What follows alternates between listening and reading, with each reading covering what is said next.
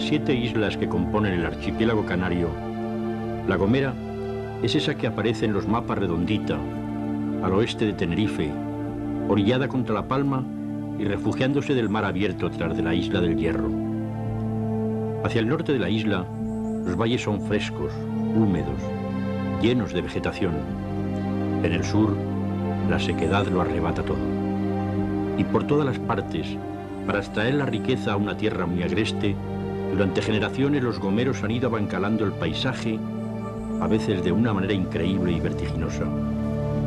Como me dijo un gomero zumbón, en esta tierra, para ser agricultor, primero hay que hacerse alpinista.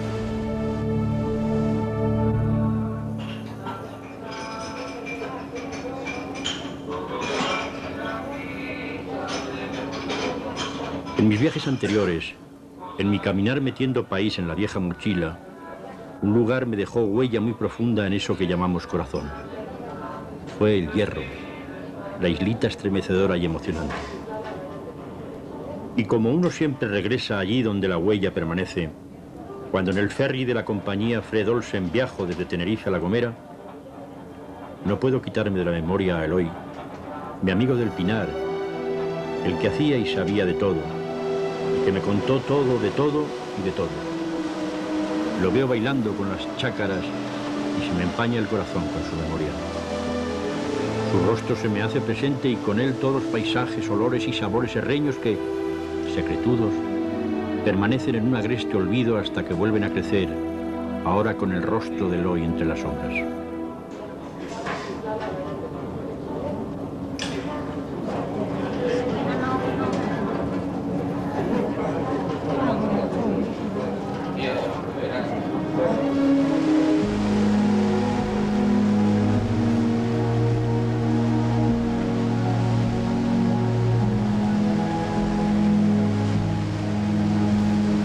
Pero lo cotidiano vuelve, la realidad se hace presente y ante el anuncio en el horizonte de La Gomera me transformo en un guiri más. Cruzo el bar, los pasillos, los pescantes, subo escalas, escaleras y desde la cubierta de proa contemplo próximo el rotundo perfil de la isla emergida desde la entraña misma de la tierra.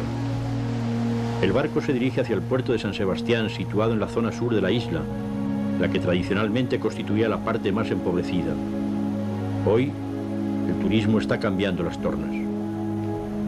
La capital se desparrama por entre las lomas volcánicas, zarandeada por vientos norteños y asediada por esa vegetación que sobrevive sacando la humedad hasta del último rincón donde se encuentre.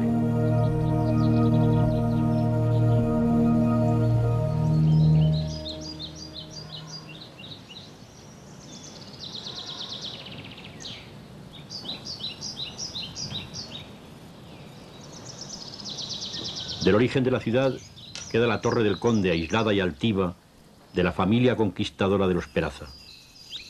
Permanece levantada frente al barranco de la Laja, el que desciende directamente de las lomas próximas, por si los últimos guanches, expulsados por los conquistadores hacia las zonas montañosas, descendiesen a recuperar lo que había sido suyo.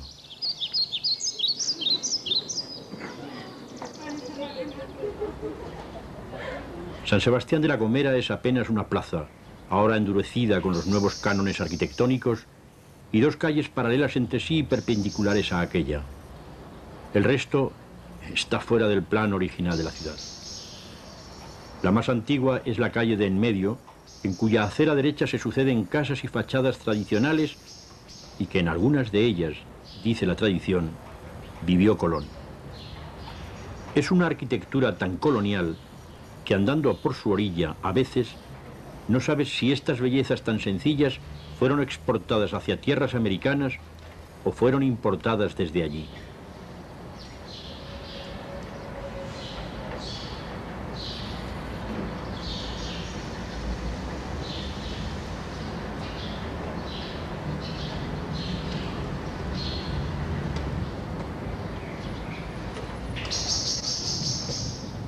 En alguna de estas pequeñas capillas o en la iglesita, seguro que Colón oró. No las tenía todas consigo y era bueno echar mano de los seres superiores. Dicen los gomeros que aunque el Teide es tinerfeño, quienes gozan de su vista de su hermosura y de su emoción, son ellos. Y efectivamente, desde muchas partes de la isla el Teide semeja estar situado a las orillas de muchos de los puntos levantinos de la isla, y hasta parece que ese dios de los canarios cobija a los gomeros de extrañas invasiones foráneas.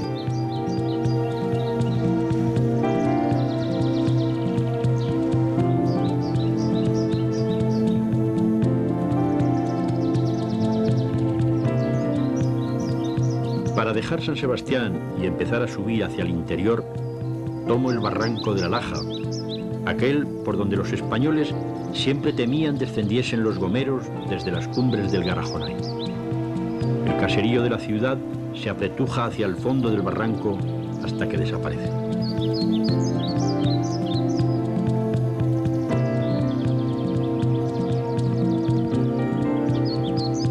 Al poco de caminar por el barranco, este se hace agreste y los pequeños oasis que emergen de entre las tierras volcánicas siguen a la vera de todo el camino, poniendo una nota de ternura al aire bronco y seco de la mañana.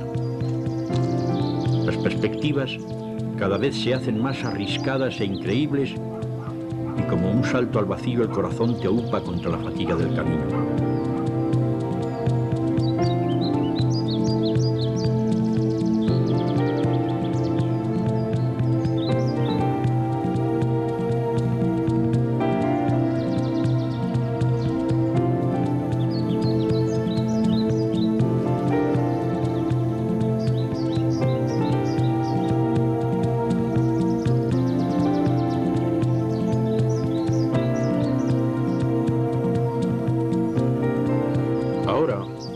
Convertida la carretera en sendero, compruebo cómo la vegetación va cambiando, porque hasta por aquí se filtran las humedades de los alisios precipitando con sus gotas de lluvia la aparición de árboles y plantas. En algún momento, y ante las panorámicas que observo, intento racionalizar la vida de los campesinos gomeros, pero la increíble brutalidad del paisaje me sobrecoge, me apabulla.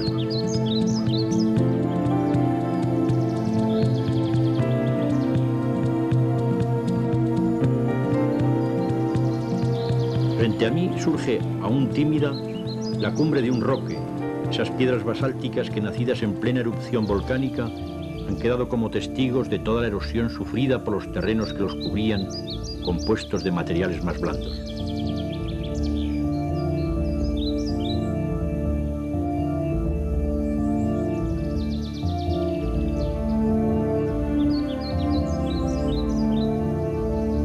Ahora el sendero se hace verdaderamente intrincado y se convierte en una vereda, a veces con tramos arrasados por la lluvia y la erosión del viento que dificultan el camino. Con el sofoco de la dura ascensión, desemboco en el mirador del Bailadero y desde él contemplo las enormes moles basálticas supervivientes al terrible deterioro. Las contemplo una tras otra, repetida y emocionadamente, casi con el mismo asombro con el que uno admiraría a un gran gigante apoyado en tu mismo hombro. La niebla desciende por entre ellos y una friera descompuesta y vertiginosa me recorre. Desde aquí, desde este lugar, todo resulta fantasmal, casi increíble.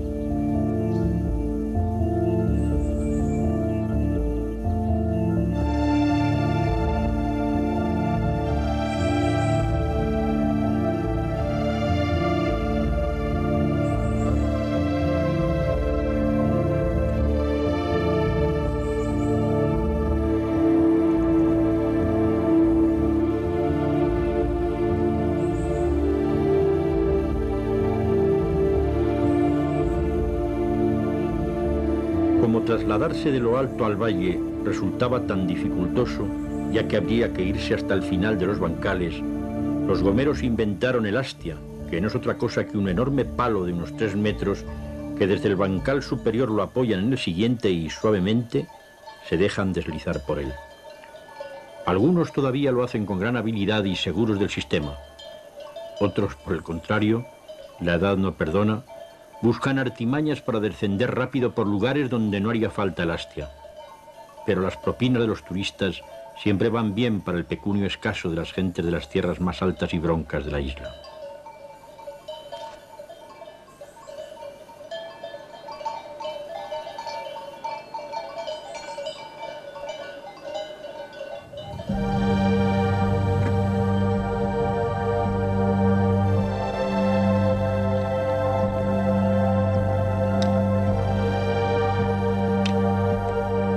voy dejando las partes más arriscadas de la isla y por entre un camino de suave piso, al que poco a poco le van creciendo arbustos en sus orillas, desemboco frente al increíble milagro del Parque Nacional de Garajonay.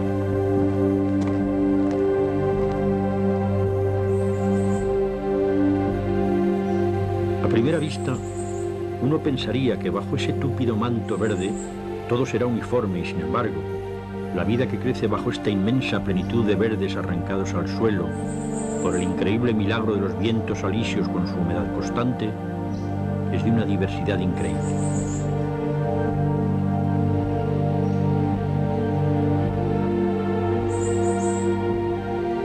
Y te estremece ver que de esas extrañas gotas de humedad crecen las formas más variadas, más primitivas o más complejas y complicadas de la vida vegetal. Son los musgos, los líquenes, los brezos arrebatados al paisaje, el tímido tilo o el granadillo, el asombrado madroño o el palo blanco quienes cubren una turgente zona sobre un paisaje de ensueño, de misterio, de alocados presagios de silencio, rotos tan solos por el estremecedor cuchicheo de la naturaleza, arrebatándose a sí misma contra el aire cargado de densa y misteriosa soledad presente. Todo crece hacia la luz en un intento increíble de saber del cielo, no solo por el túpido asombro de las ramas, sino también por el calor de un sol agónico, tras de las vaporosas nieblas que como jirones de inquietud se desmayan sobre la tierra llenándola de tenues y al mismo tiempo increíbles verdes que vaticinan este gran milagro entre las inciertas sombras de los túpidos bosques. ¿Qué características tiene Garajonay para que se convierta en parque nacional? Bueno, Garajonay es una especie de relicto de bosques que existieron en el terciario, en el continente, y que desaparecieron como consecuencia de los cambios climáticos. O sea que podemos decir que en la península, hasta incluso llegando hasta cerca del sur de Alemania, pues existían árboles, especies de árboles que desaparecieron de allí y que hoy los tenemos aquí, y que se encuentran en el continente fósiles, o sea, petrificados. Eso pues tiene una importancia enorme, ¿no?, desde el punto de vista de lo que es la vida en la Tierra, porque podemos, digamos, gozar de poder ver una parte de lo que es la historia de la evolución y de los seres vivos, desaparecido en buena parte de la Tierra y conservado aquí en estas islas, ¿no? Eso es una de las cosas más fascinantes que tiene el parque. Por supuesto, después está la calidad de conservación que tiene el bosque. O sea, ya en toda Europa pues quedan muy pocos remanentes de bosques naturales. Ya el hombre pues ha manipulado la vegetación y es muy difícil encontrar bosques donde todavía se vean árboles añosos, centenarios, que pueden llegar a su estadio de madurez y morir, y que el bosque pueda funcionar de forma natural. Eso es uno de los grandes valores que también tiene Garajonay. Y también es la cantidad de especies exclusivas, únicas que viven aquí y que no se encuentran en ninguna otra parte de la isla. Esto yo creo que son los tres factores más importantes.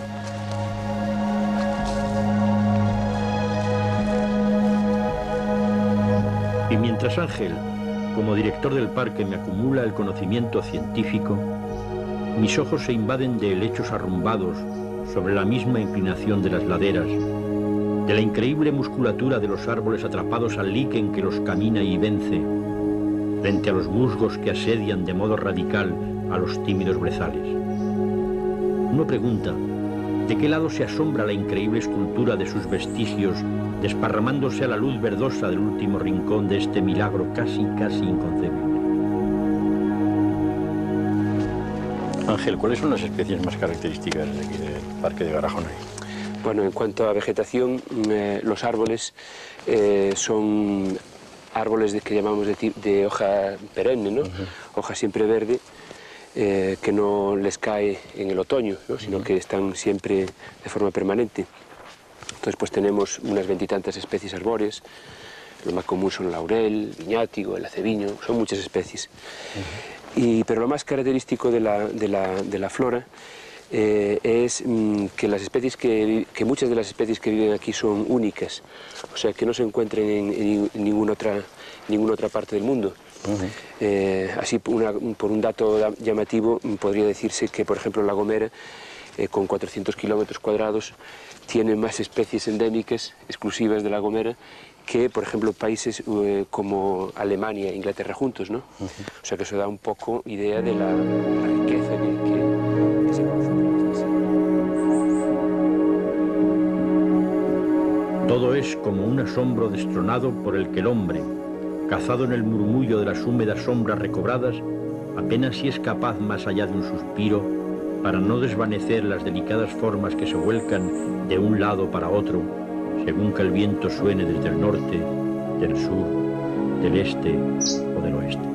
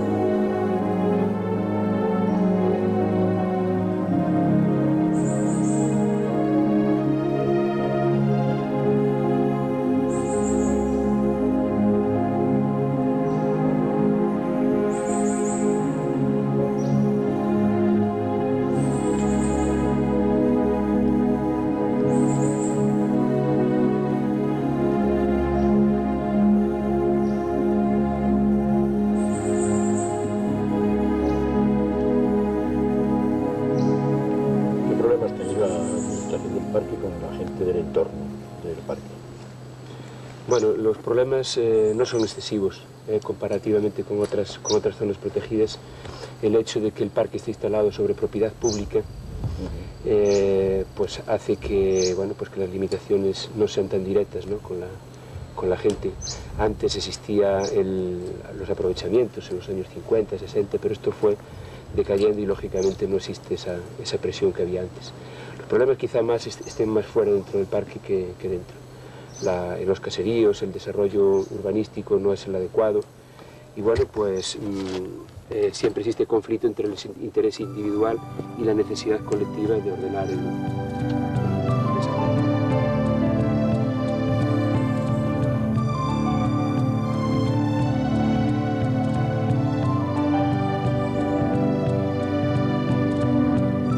Dejo a mi amigo Ángel. Al fin un gallego como él encuentra en el mundo de la laurisilva su propio mundo ancestral y como buen secanero arrecio hacia el sol, hacia la iluminaria interminable. Por los arribas de La Gomera camino por lugares donde los bancales increíbles se amarran al suelo vertical y en un milagro de la supervivencia producen en esos arrebatos de tierra los plátanos que fueron la gran esperanza del granero humilde. En esta isla, para hacer cualquier cosa hay que trepar. Por eso la cabra es la reina. Pero uno que de cabra tiene poco, cada vez que camina se sofoca, se detiene y se emociona.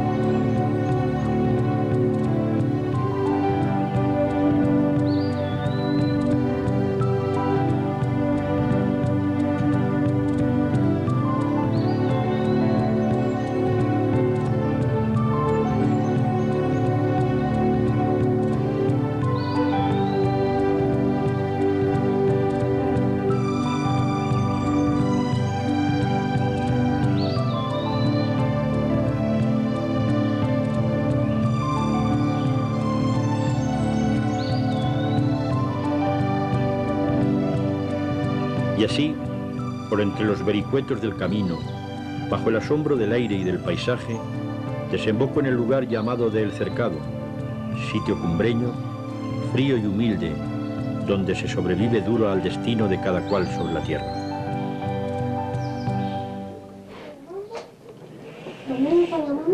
Cuentan los libros que Dios con barro hizo al hombre, Rufina, la del cercado, que no es por ahora ninguna diosa, realiza tan solo con sus manos el milagro de extraerle al barro la forma que en su fondo está añorando. Son sus manos trabajadas y duras las que aupan el barro. Nada de industria, nada de torno. Solo sus dedos descomponiendo el aire interior para abrir una vasija y luego tan solo el sol y el propio color del barro acaban por definir las formas que Rufina ha ido, desde su tradición familiar, descubriendo en cada paso de su trabajo.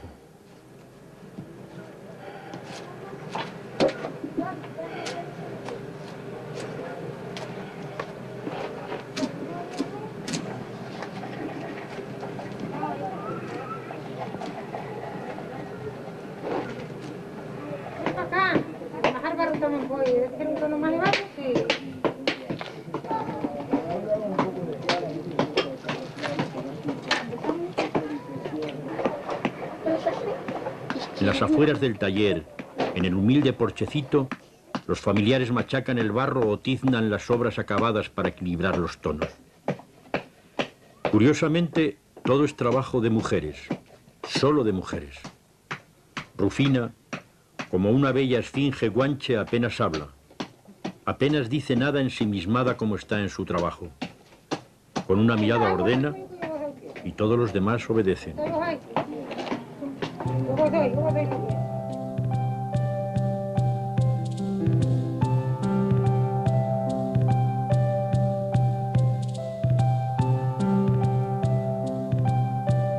Mientras me muestra la exposición, me cuenta viejos y azarosos viajes con la cacharrería al hombro, camino de los mercados para su venta. Lo difícil del camino, la a veces complicada travesía de los riachuelos y, sobre todo, la fatiga. Una enorme y desesperante fatiga. Muchas horas, a veces, de un amargo silencio destruido.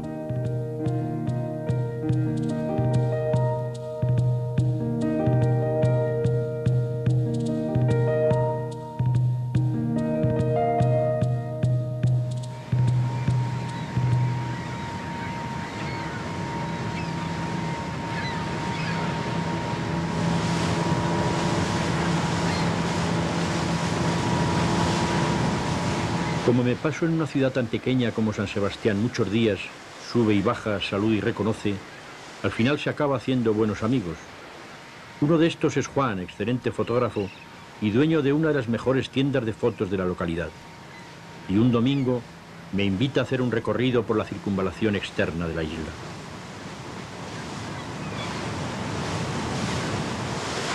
Como un señorón, sentado en la parte posterior de la lancha, en la popa, dicen, y un poco inseguro ante tanto mar como me rodea, comienzo la mañana.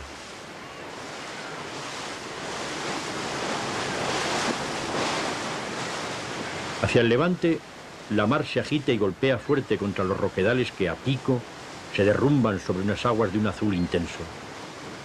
Por algunos rincones comprobamos la dificultad de entrar desde el mar hacia el interior de la tierra.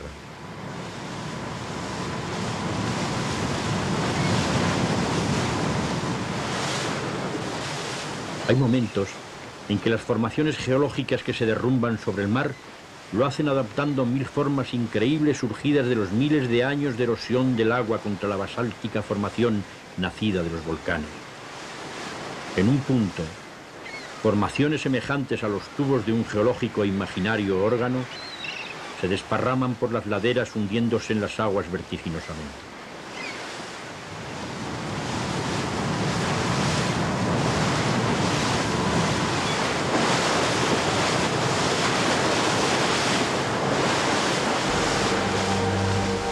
Pasamos frente a las playas de Alojera y del Valle Gran Rey, mientras Juan, como un caballero medieval, avanza impertérrito sobre las aguas.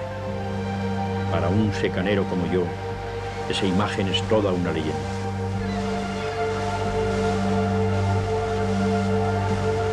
Quedan por algunas zonas testimonios de roques o destrozos de naufragios artesanales, como los de la Rajita o la Cantera.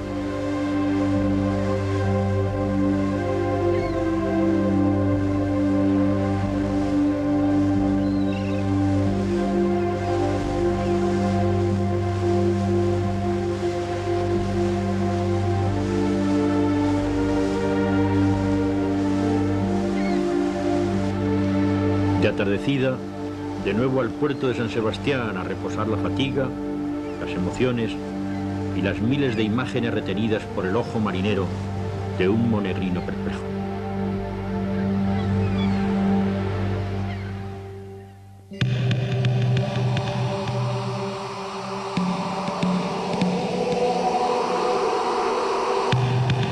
Los alisios.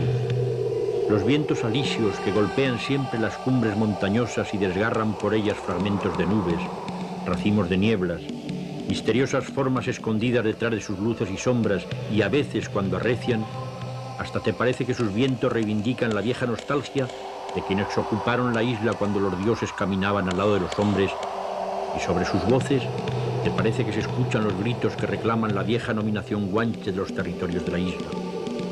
Y Palán, Orone, Muragua y Agana.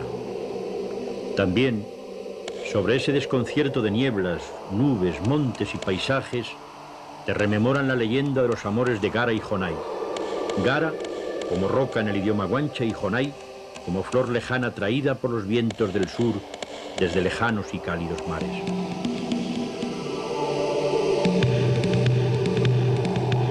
De ensueño en ensueño, desemboco en Chipude, tierra alta y fría, y frente a mí se alza, como vigilante, la meseta que conocen como la fortaleza y donde dicen se arriscaron los últimos guanches que nunca decidieron rendirse. Isidro, que vive acá y sabe de todo, me recibe amablemente. Isidro, cuando uno llega aquí a la isla comprueba lo difícil que debió ser la vida en esta tierra. ¿Es una visión real o es una visión equivocada? Yo creo que es una visión, pues, muy cierta. La isla por todos sus lados, pues refleja cómo vivió su gente en tiempos pasados y lo duro que ha tenido que ser el Gomero para combatir esta orografía tan dura y estos tiempos que también azotan la isla. Mire que esta isla está metida entre dos islas, dijéramos en un canal, por donde pasan todos los alisios y aquí no se puede escapar de nada. Tengamos en cuenta que la isla empezó a hacerse la primera carretera en el año 27 de este siglo. Para los años 40 y pico se comunicaron los pueblos del norte un poco, los dos pueblos principales, San Sebastián y Hermigua. Vallehermoso con estos se comunicó más tarde y el cinturón del norte hasta Valleranrey pues se comunicó por carretera en el año 59. Fíjese usted que es muy reciente la comunicación aquí en la isla. Hasta ese tiempo pues aquí teníamos que llevarlo todo a cuestas y a hombros. Sí, desde bajar a Valleranrey pues a vender nuestros granos, o bajar a Hermigua a vender nuestras frutas de aquí, nuestra pasa, higos pasados, pues almendras, toda esta cosa, y traer de allá pues la papa que aquí no se producía por aquí no haber las zonas de regadío que hay en los valles. Traíamos la papa, traíamos pues el plátano, traíamos cosas que aquí no había, se intercambiaban porque también el dinero entonces corría poco. ¿Esto que tenemos encima de la mesa qué es exactamente?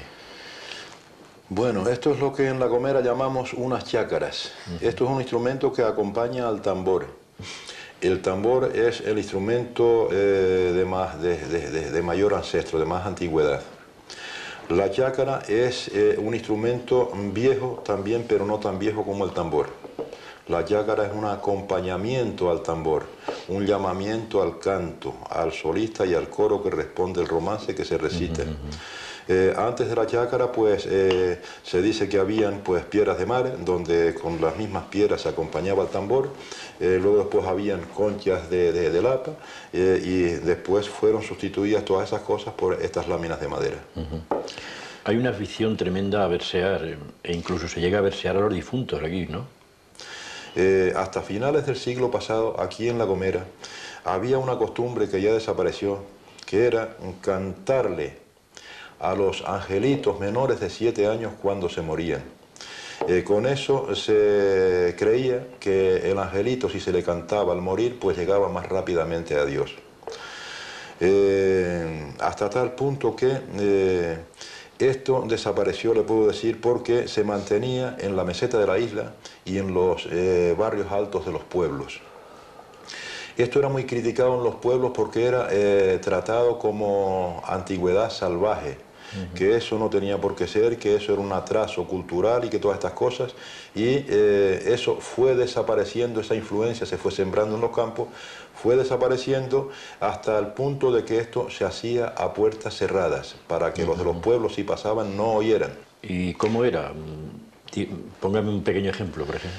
Bueno, el primer niño que se enterró en Valleran-Rey sin cantarle nada fue un niño de 7 años que se enriscó guardando unas cabras, se enriscó y se mató.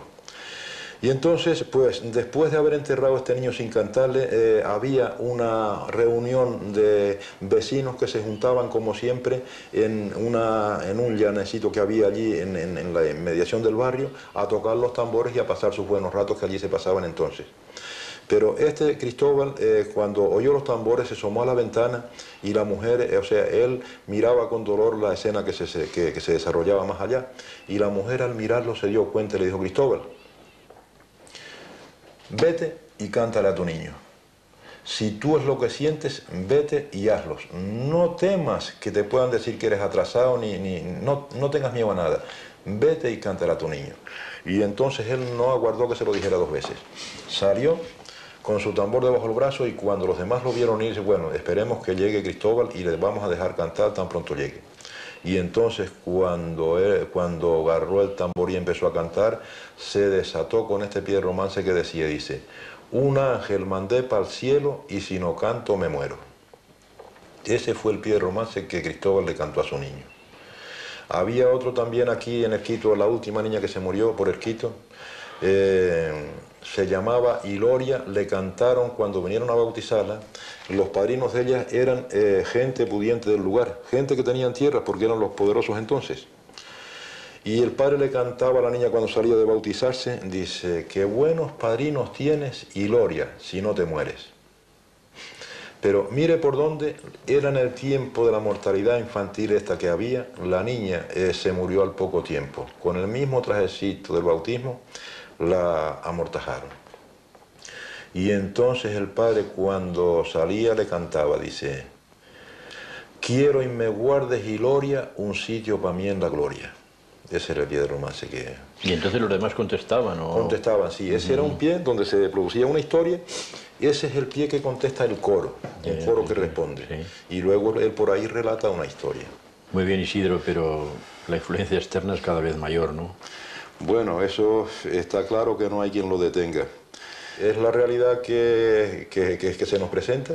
No podemos combatir lo que el rodillo ese no lo podemos detener, que barre todos los valores del lugar, pero el consuelo es que no pasa aquí solo, pasa en todas partes. No, pasa en todos lados, sí.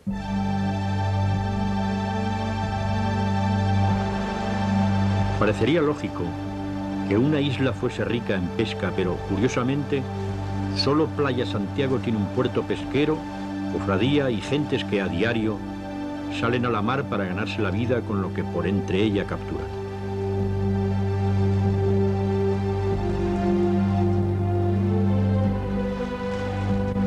Aquí es un oficio más duro que en otros lugares. Los hijos de los pescadores no pueden hacerse pescadores. Para tener un barco se debe desguazar uno de los viejos. Mientras tanto hay que esperar. La espera desespera y la gente joven busca oficio en otros menesteres. Playa Santiago carece de congeladores para guardar toda la pesca posible y deben ver con tristeza cómo los bancos de peces pasan de largo ante sus ojos sin poder capturarlos por falta de una infraestructura adecuada. Mientras el presidente de la cofradía me explica todas estas sinrazones, un barco de la isla de La Palma descarga sus capturas aquí. La mar estaba fuerte y solo los barcos del tamaño del de los palmeros han tenido posibilidad de hacerse a navegar.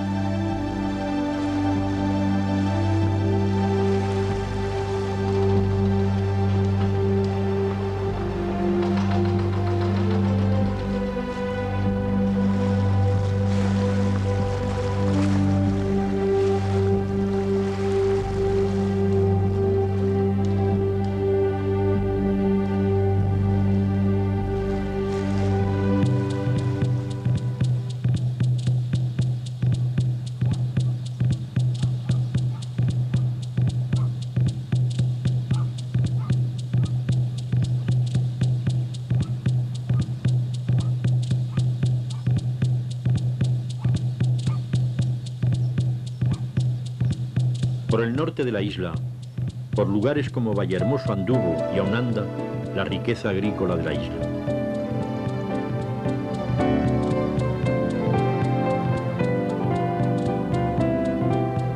Los viñedos son los más importantes y extensos de toda ella.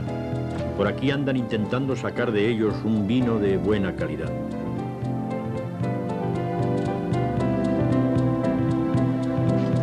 Pero de todos modos, cada vez resulta más duro el trabajo y a pesar de todos los esfuerzos intentando extraer de la raíz de la tierra la mayor riqueza posible, la atracción de las zonas turísticas situadas en el sur hace que cada vez aparezcan más bancales abandonados, yermos.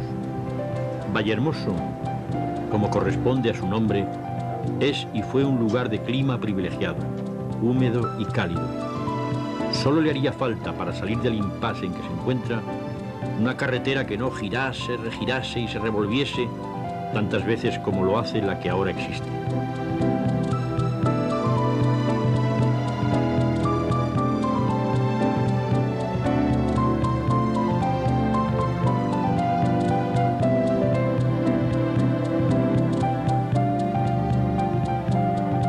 Si caminas con los ojos abiertos, si compruebas las largas distancias rotas por barrancos interminables, si alzas los ojos a los más altos bancales, entenderás por qué la gente de esta tierra inventaron el silbido como lenguaje para comunicarse.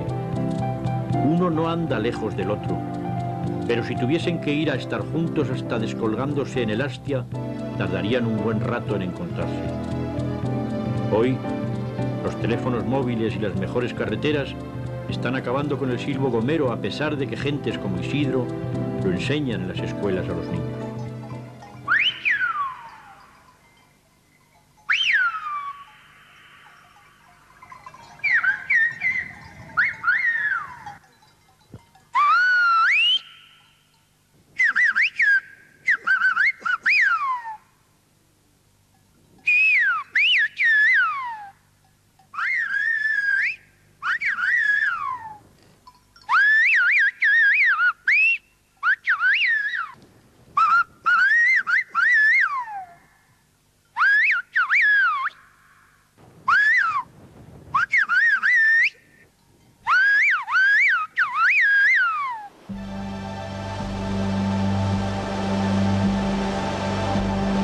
Para poder exportar el plátano por el mar, al final de los barrancos en la zona norte, se levantaron grandes moles de cemento y piedra conocidos con el nombre de pescantas.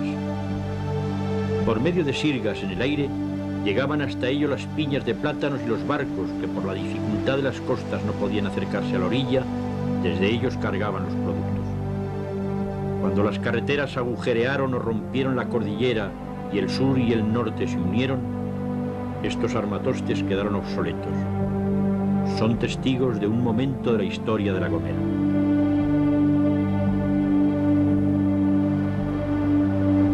Virgilio, ¿cuántos años estuvo usted de secretario aquí en el ayuntamiento? En el ayuntamiento de Hermigua estuve 10 años de secretario, 10 años sin dormir. Porque aparte de eso, el alcalde, el que fuera, siempre tienen el secretario, cuando es interino lo tienen de top para aguantar los choques, ¿no? Y ellos librarse. Y, bueno. ¿Y cuántos años estuvo usted viviendo aquí en el Valle? He estado viviendo siempre, toda la vida. Yo tengo 76, aquí he nacido y aquí he vivido siempre, salvo el lapso de tiempo que estuve en el cuartel, que fue poco, porque me enfermé, tuve una pleuritis, una pleuresía seca. Estuve 3 meses en cama. Ay, al final ya, cuando me decían que me podía levantar, y yo miraba para la cama con ojos de lechón con hambre. Coño, llegaba ¡ah! ¿Ya ha visto usted cambiar mucho? ¿Ha visto usted cambiar mucho? Claro, ha cambiado mucho, porque antes habían unos 6.000 y pico habitantes y ahora no llega a 2.000 y eso trae consecuencias. Aparte de eso, habían 4 sociedades recreativas. ¿Y qué eran las sociedades recreativas? Sociedades, pues, donde las dos principales, el Centro Diego Bueno y el Casino Centro Hermigua, eran clasistas. Ahí no se podía entrar si no tenían determinados apellidos y tal. Era muy difícil, las bolas negras y tal, ya se no podía pasar. La directiva ponía una bola negra y ese fuera eliminado. Y las otras 2 eran populares, la de la playa y la de arriba del Lomo de San Pedro eran sociedades populares, pero las dos, el Centro Diego Bueno y el Casino Centro Hormiga, clasistas a morir. Claro. ¿Estaban ustedes en ese momento muy aislados del resto de la isla? Es decir, la única salida era a través del mar, ¿no? El mar por aquí no ha sido nunca muy bueno, siempre ha sido un mar malo. Y de San Sebastián, yo me acuerdo, la primera vez que yo vi San Sebastián, la vi de arriba de Aguajilba, ¿verdad? Pero yo fui a San Sebastián... ¿No tocarla? No tocarla. Yo fui a San Sebastián ya después del paso, después del año 40. Entonces fui ya a San Sebastián La Guagua, que ya era una novedad. Y después encima de eso nos fuimos a Santiago, que fuimos a jugar un partido de fútbol allí. Yo no era futbolista, pero era de la directiva, del equipo o algo así. Ganamos por 5-1, aquello fue apoteósico. ¿Y cómo se divertían ustedes? Pues más que nada los bailes, claro. Bailes, sí. ¿Y hacían poesías populares? ¿O no? Eso es algo que el amigo lo ha perdido, pero el amigo tiene poesías populares muy buenas. Hay, por ejemplo, una poesía, ahora me parece que me la puedo acordar, porque he tenido siempre, y todavía, quien diera Dios que la tenga, buena memoria. Y la poesía era receta para constituir un ayuntamiento. Y entonces nombra a determinados elementos que por su carácter dispar, antagónico y tal, muy difícil que lograran constituir una corporación. Y nombra a don Ramón Facundo, don Dimas Ayala, don Pancho el Bollo, don Cupido, otros llaman Gatos Piados, y 3 o 4 elementos pobres de arriba. Pobres, queremos decir, de gente que no era de la élite, ¿no? Y empieza a decir, tómese de don Ramón suficiente cantidad. De don Dimas, la mitad. De Juan Trujillo, un cerón. Un cerón es una aguadera. ¿Sí? De Pancho el Bollo, un montón. Media roba de Cupido, uno que llamaban Cupido. Mézclese a todo cocido, con muchísimo cuidado, un quintal de gato espiado y queda constituido. Añádase con aplomo y muchísima destreza al amigo Juan Cabeza, a caporal y a perdomo, 3 de la gente pobre, eso era así. Y para completar el tomo de esta gran corporación, regálesele el bastón al digno Fernando Herrera, y el amigo de la Gomera marchará a su perdición. A ver si está bien hecho o no está bien hecho eso. Pero le leen a don Ramón Facundo, que era precisamente el abuelo materno de mi mujer, y le leen la poesía, y el hombre se enloqueció de furia y tal. Dice, ¿quién de esos versos fue bate? Los hizo sin oración. Que monte un escaparate y venga a beber chocolate en el culo de Ramón. Esa era la reacción de tómese don Ramón suficiente cantidad, que era don Ramón. Don Ramón era don Ramón Facundo, cada personaje tenía su... ¿Usted se dedicó a recoger material etnográfico? Sí, yo un museo etnográfico y muchas cosas, tal, me gusta mucho la historia y las costumbres y todo eso, pues la practico en lo que puedo. Yo creo que es posiblemente el único museo etnográfico de Canarias, hoy no es mío, es del ayuntamiento. Entonces, allí hay unas 360, 370 piezas, que ya es algo, ¿no? Pues yo las he conseguido una por una. En mi función de funcionario del ayuntamiento, como teníamos las tardes libres, siempre me dedicaba a ir por los pueblos a buscarlas, a recogerlas. Era muy fácil esa labor porque coincidió exactamente con el cambio de vida de la gente, ¿no? Entonces, para mucha gente, todo lo que les oliera a relacionarlos con un pasado miserable que querían olvidar, les facilitó mucho yo sabía lo que hacía. Yo tampoco los exploté a ellos, es decir, yo los pagaba las cosas y tal, unas cosas más, unas cosas muy buenas.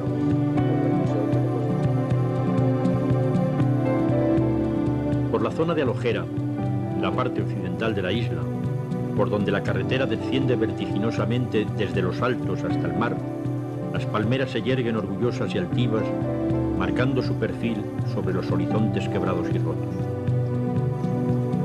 Uno siempre había creído que las palmeras solo daban dátiles, pero para mi asombro, la inteligencia de los gomeros ha arrebatado al interior de este árbol, si es que lo es, su savia para hacer miel de palmera, que se vende por todas las islas.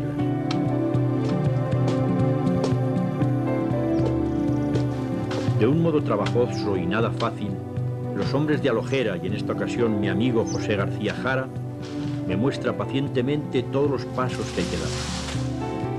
Se sube a lo alto de la palmera, la desmocha quitándole las pencas, se raspa la zona descubierta, se deja descansar unos días hasta que el guarapo suba y empiece a manar. Mientras, el tronco se envuelve en alguna parte con una chapa de hojalata para que los ratones no suban a beberse el rico y dulce producto.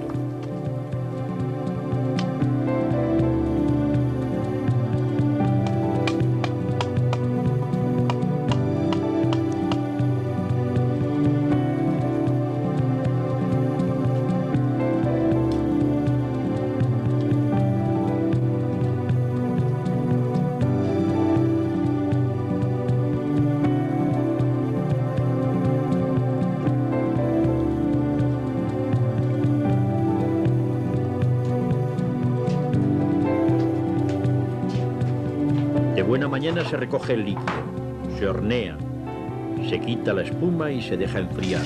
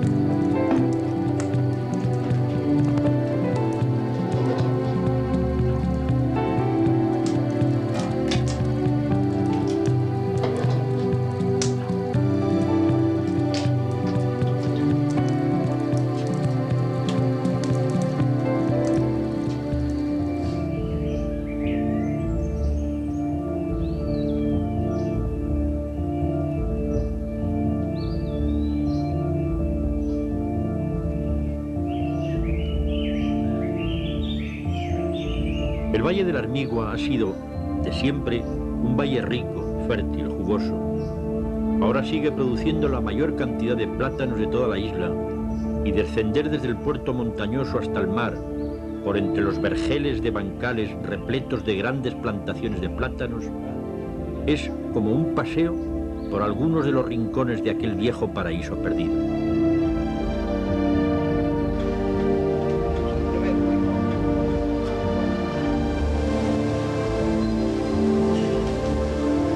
Las mujeres trabajan afanosamente en la recogida, selección y empaquetado con un oficio amoroso, porque en el fondo ellos saben que de allí sale uno de los orgullos de la isla y de la tierra que los vio nacer.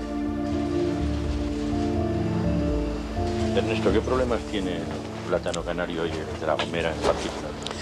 Bueno, ahora en este momento no solamente el de La Gomera, sino el de toda Canarias, con el problema que tenemos con las multinacionales americanas que se quieren cargar la OSM del plátano, que bastante nos costó en el año 93. Si esto no creo, habrá un año o 2 años para negociar este problema, no creo que el gobierno nacional y el gobierno de Canarias toleren esta semejante cuestión. Y ese es el único problema que nos afecta en este momento. ¿El problema de la mano de obra, tenéis también problemas ahí? ¿O sí, la gente joven acepta el trabajar en el campo? Bastante. Tanto es así que la gente joven no se quiere incorporar indudablemente a la platanera porque hoy en día tienen otros medios de estudio y se van a otros campos a trabajar en la construcción o a trabajar en mecánicas o a trabajar y tal. Eso es uno de los grandes problemas que a largo plazo ahora mismo este pueblo, indudablemente está el poco cultivo que hay es por los 4 viejos que tenemos aquí. Y a pesar de todos estos problemas, ¿tú eres optimista respecto al futuro del plátano o eres pesimista respecto al futuro? No, yo siempre, todo lo que he tenido lo he empleado en plátano, todo. Hay gente que les ha pesado, a mí no. Yo hoy, si tuviera dinero, en estos momentos lo emplearía en plátano. ¿Y por qué? ¿Le ves un futuro? Yo le veo un futuro. Sí, uno es que el plátano en la península tiene una aceptación enorme. Si no hubiese así, ya se hubiese encargado la SM. Porque usted imagínese que entre en plátano en Centroamérica, donde la mitad del sueldo es la mitad nuestra. O sea, un sueldo allí podrá ser entre 25 o 30 mil pesetas. Aquí un sueldo pues está entre 90 y 100 mil pesetas. Indudablemente no podemos competir con ellos. ¿Y cuánto exportáis diariamente, por ejemplo? ¿Qué media exportáis? Bueno, diario eso es semanal, lo que se corta, semanal. Y depende de la época, porque hay zonas que hay la fruta de enero a junio, hay otras que es de junio a agosto, en fin, pero una media semanal estamos embarcando unos 150.000 kilos. En total unos 6 millones de kilos al año.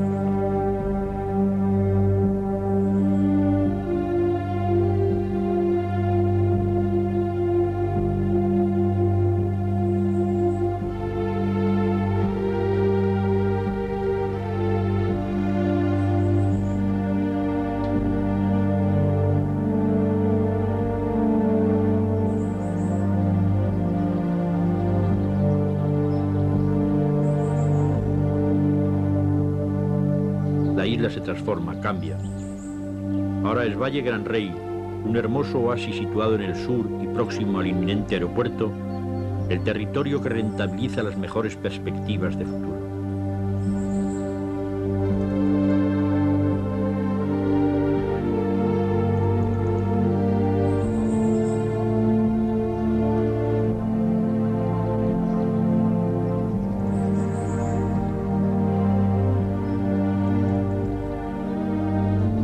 La belleza de los rincones, sus pequeñas playas, sus urbanizaciones, hacen de esta zona el lugar que, combinado con casas rurales esparcidas aquí y allá, resulta más atractivo para las gentes del norte de Europa.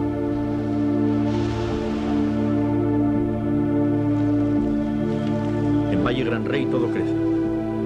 Al principio con un cierto respeto por el paisaje y el entorno, pero me temo, porque lo he visto en otros muchos lugares, que la especulación se precipite, se derrumbe sobre las pequeñas extensiones habitables y extraiga de las raíces más profundas unos beneficios que sean pan para hoy y hambre para mañana.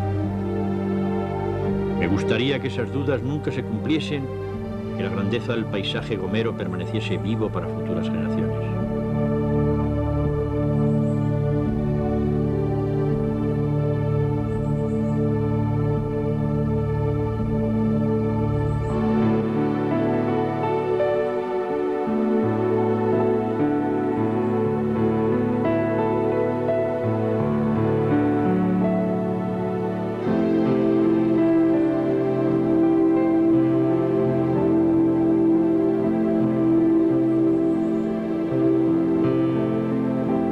Y ahora ya, adiós.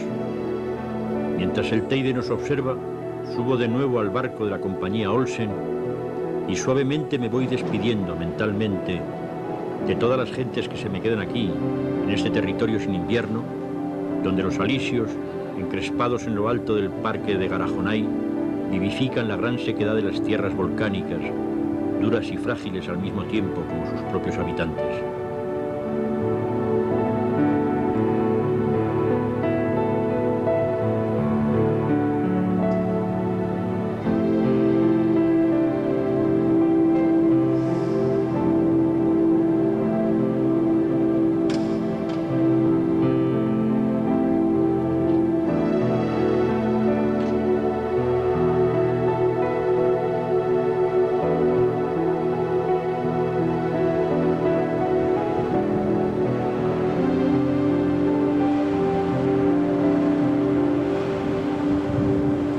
Voy por un mar que de poco sirve a las gentes de por aquí.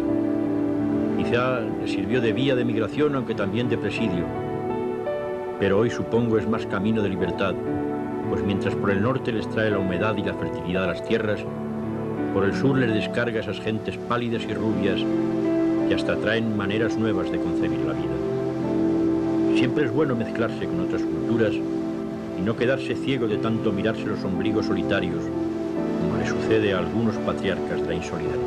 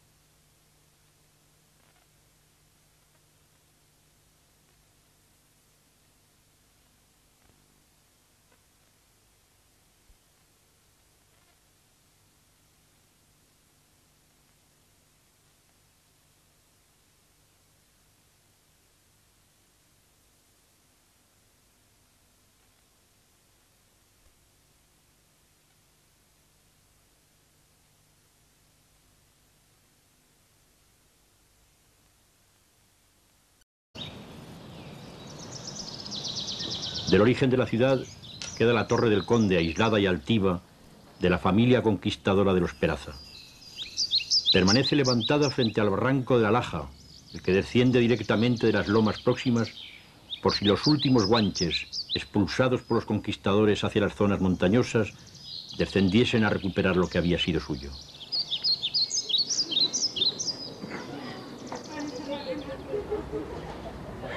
San Sebastián de la Gomera es apenas una plaza, ahora endurecida con los nuevos cánones arquitectónicos, y dos calles paralelas entre sí y perpendiculares a aquella. El resto está fuera del plan original de la ciudad. La más antigua es la calle de en medio, en cuya acera derecha se suceden casas y fachadas tradicionales y que en algunas de ellas, dice la tradición, vivió Colón. Es una arquitectura tan colonial que andando por su orilla, a veces, no sabes si estas bellezas tan sencillas fueron exportadas hacia tierras americanas o fueron importadas desde allí.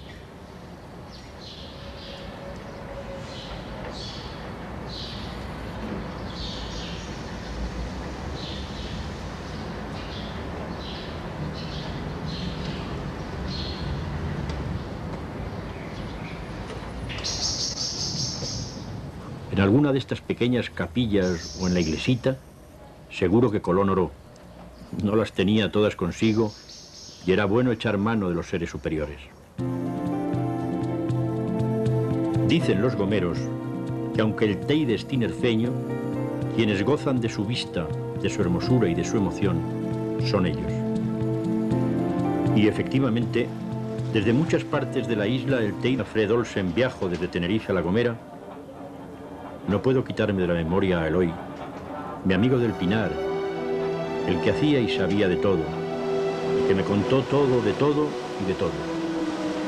Lo veo bailando con las chácaras y se me empaña el corazón con su memoria. Su rostro se me hace presente y con él todos los paisajes, olores y sabores herreños que, secretudos, permanecen en un agreste olvido hasta que vuelven a crecer, ahora con el rostro de Eloy entre las sombras.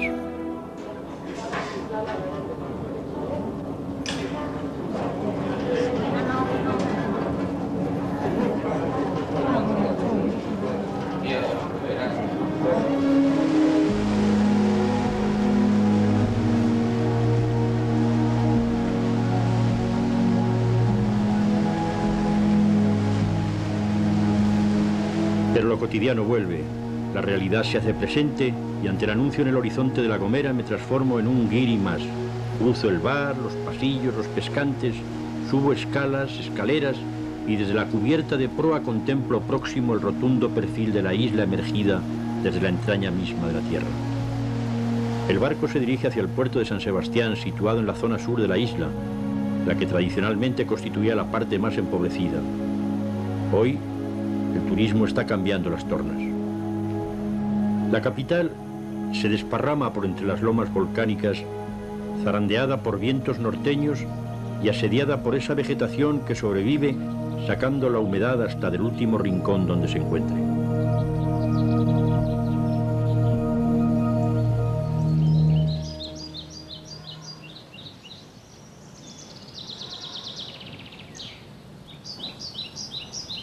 Dando con sus gotas de lluvia la aparición de árboles y plantas. En algún momento, y ante las panorámicas que observo, intento racionalizar la vida de los campesinos gomeros, pero la increíble brutalidad del paisaje me sobrecoge, me apabulla.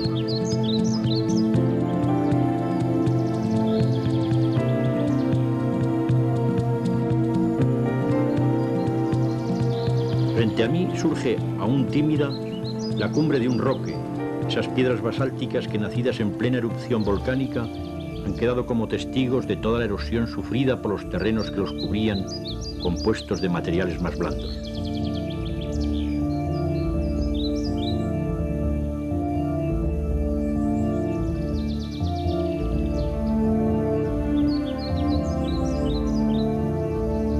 Ahora el sendero se hace verdaderamente intrincado y se convierte en una vereda, a veces con tramos arrasados por la lluvia y la erosión del viento que dificultan el camino.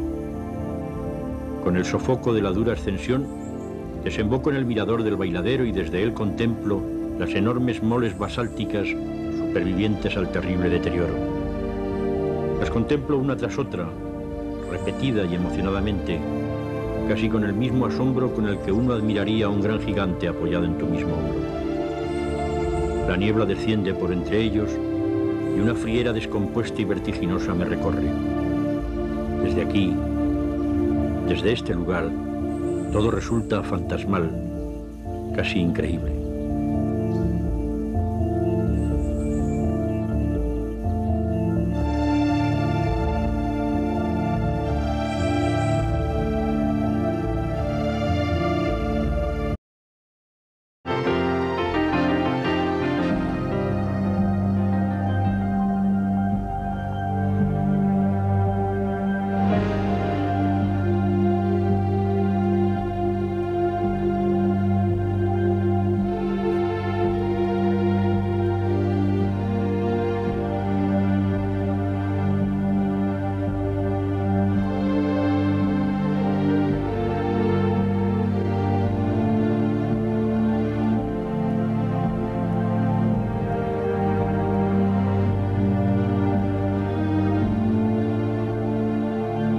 De las 7 islas que componen el archipiélago canario, La Gomera es esa que aparece en los mapas redondita, al oeste de Tenerife, orillada contra La Palma y refugiándose del mar abierto tras de la isla del Hierro. Hacia el norte de la isla, los valles son frescos, húmedos, llenos de vegetación. En el sur, la sequedad lo arrebata todo. Y por todas las partes, para extraer la riqueza a una tierra muy agreste, durante generaciones los gomeros han ido abancalando el paisaje, a veces de una manera increíble y vertiginosa. Como me dijo un gomero zumbón, en esta tierra, para ser agricultor, primero hay que hacerse alpinista.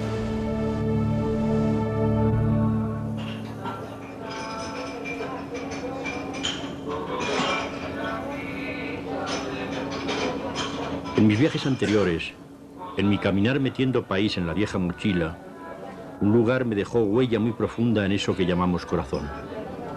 Fue el Hierro, la islita estremecedora y emocionante.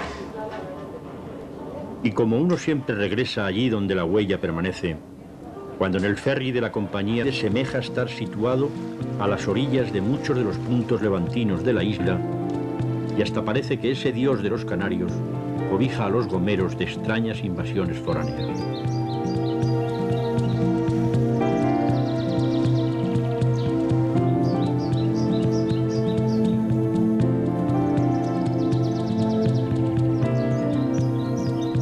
Para dejar San Sebastián y empezar a subir hacia el interior, tomo el barranco de la Laja, aquel por donde los españoles siempre temían descendiesen los gomeros desde las cumbres del Garajonay.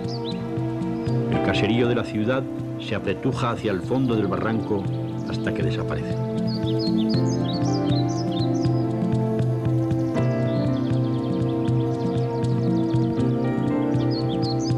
Al poco de caminar por el barranco, este se hace agreste y los pequeños oasis que emergen de entre las tierras volcánicas siguen a la vera de todo el camino, poniendo una nota de ternura al aire bronco y seco de la mañana. Las perspectivas cada vez se hacen más arriscadas e increíbles y como un salto al vacío el corazón te aupa contra la fatiga del camino.